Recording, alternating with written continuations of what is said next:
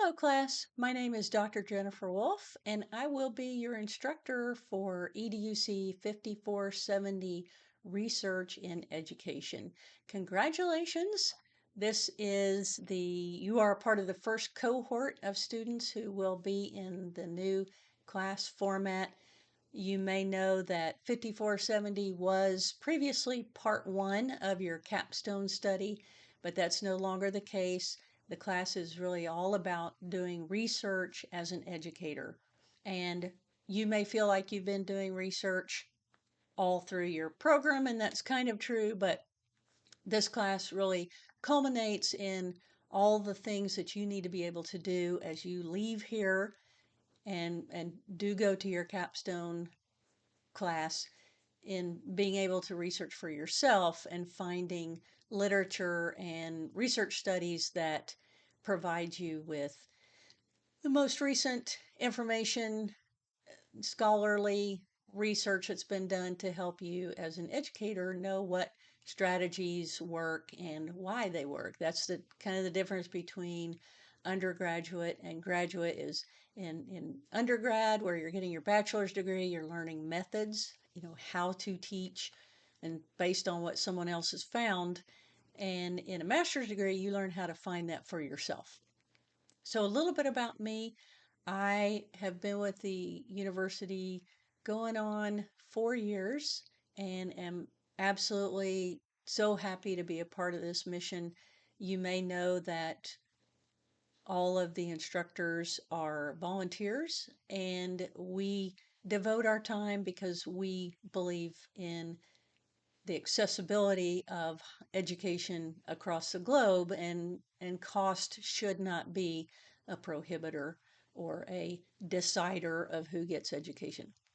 So I'm currently a member of the Army here in the United States. I'm considered active duty, so that's my day job. I left teaching about 11 years ago, 10 years ago, and my assignment now is actually teaching adult learners. So I teach Army officers. I'll be retiring in about 9 months or so, and we'll be going back into the classroom because that's really my passion. And interestingly, I've learned so much teaching here that I know I'll be an even better educator thanks to what I learned from you and from the subject matter experts who develop these courses. I want to state up front, I am a stickler for APA. I see no reason why students should not be able to write in using correct formatting. So just know that there's a possibility you will lose points if you have formatting mistakes, because I'm very good about editing papers and providing you the information about what what your formatting should look like and why. And I have uploaded into the course forum some corrected references from a class I taught, I don't know, 2 or 3, 4 terms ago. So I corrected the references so you can look at that and see how you should format your writing. I don't say that APA formatting is more important than content. Absolutely not. But your credibility is damaged if you can't format your papers correctly. And if you ever try to get published, you won't get published if you don't use correct formatting. And I'm talking about zero mistakes. So take some time, learn the formatting rules. I will help you. Again, I have an example in the course forum, and I edit your paper to give you direct one-on-one instruction, but I do subtract points beginning in Unit 3 if I find errors in assignments. Not in your portfolio activities because it's really hard to format in Moodle. So I don't take off points in your portfolio, so don't worry about that. And yes, I am a cat mom. I have 4 ornery cats. That one is Creamsicle. Fudd is over here. Fudd is 18 and a half. So he's my old man. And then I have a girl, Licorice, who is black, and I have a long-haired ginger named Kevin. And they like to make cameos, so you may see them in the background or tails walking across. That's what that is. Otherwise, that's pretty much it for me. I am looking forward to going through this first course with you. I think there are going to be some learning curves for me because I've been teaching 5470 for about 2 years. And so I'm going to have to reorient myself to what this new class is like. I think you're going to like it. I am, I have noticed some of the references that UO People has provided for you are not formatted correctly in APA, so I'm working on getting those fixed. You are responsible for correct formatting, so if you do a copy paste, that's great, but you need to fix if something's wrong. And again, I'm working with curriculum development to get those things fixed.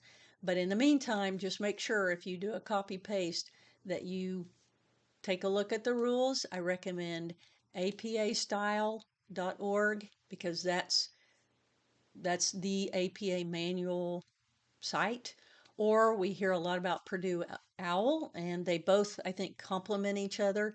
Of course, UO People's Learning Resource Center is phenomenal. If English isn't your first language, I recommend you go to the Learning Resource Center in the English grammar section. There are a ton of practice exercises because English is the language of academia.